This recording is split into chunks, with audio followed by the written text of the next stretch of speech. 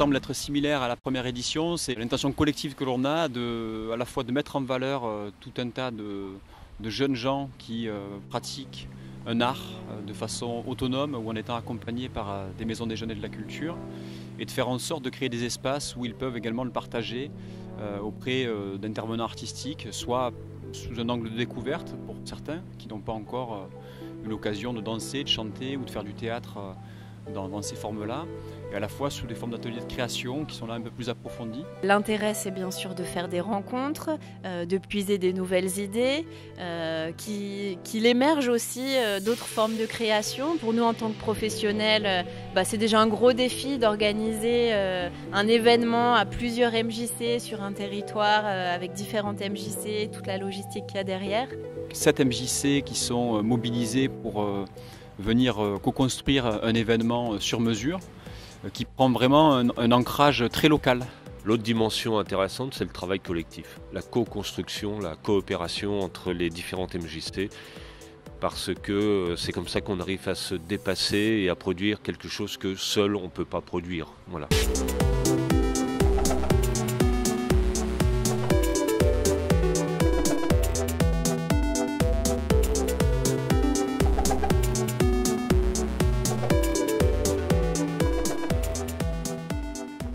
Je leur ai proposé comme un challenge, une performance en leur disant on a 3 jours et voilà, moi c'est ça que je vous propose. Je ne cherche pas de résultat. Je cherche un chemin où ils vont vraiment s'emparer des choses. Ce chemin nous amènera où ça nous amènera et sans se mettre de pression, sans perdre le fil du plaisir, sans perdre le fil de prendre le temps de réfléchir à ce qu'on est en train de raconter, de prendre le temps de dire les choses. On a eu 10 heures en tout, mais ça passe vraiment comme une lettre à la poste. Et en 10 heures, on a monté 12 morceaux quand même.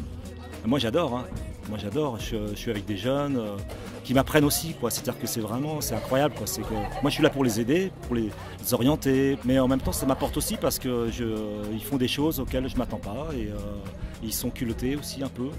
C'est le Bazar Band, on est 21 musiciens. Alors qu'ils vont jouer par 4, par 5, par 8, mais ça reste quand même une équipe. Mais ils viennent vraiment pour s'amuser, pour s'éclater. Et nous, on les emmène un peu plus loin. J'ai l'impression qu'on les emmène vers quelque chose de très pro, quoi. Alors, je me définis comme artiste sonore. Je suis dans la bidouille de son depuis pas mal d'années. Mais là, je suis face à un chouette groupe qui sont tous venus volontairement expérimenter toutes ces choses. Voilà, c'est le bidouille sonore. Je leur ai mis entre les mains une partie du klaxotron.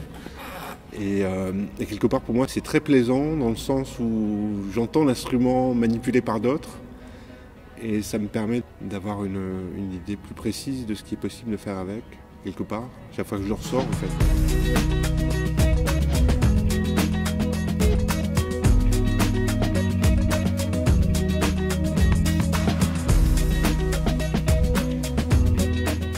Il y a franchement des choses que je pourrais faire nulle part ailleurs. Être prise en charge sans pourtant être traitée comme une gamine.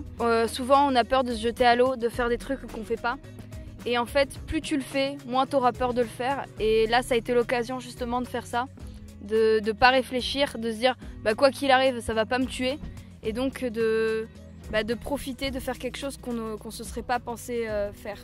Ce qu'on a cherché de garder, c'est toujours le même regard sur les choses. Donc un regard qui est impertinent et qui est, nous ce qu'on appelle, on l'appelle souvent faire vraiment un pas de côté. Et nous mettant dans un monde d'objets énormes, il y a tout de suite, sans le vouloir, il y a une critique de l'espace qui nous entoure, de la société qui surgit sans même le vouloir en fait. Il y avait des participants qui voulaient tout de suite arriver à un message et on essayait de leur dire mais faites confiance dans ce que l'image elle peut dégager et après regardez l'image que vous avez devant et vous sentez quel est le message qui est en train de se dégager.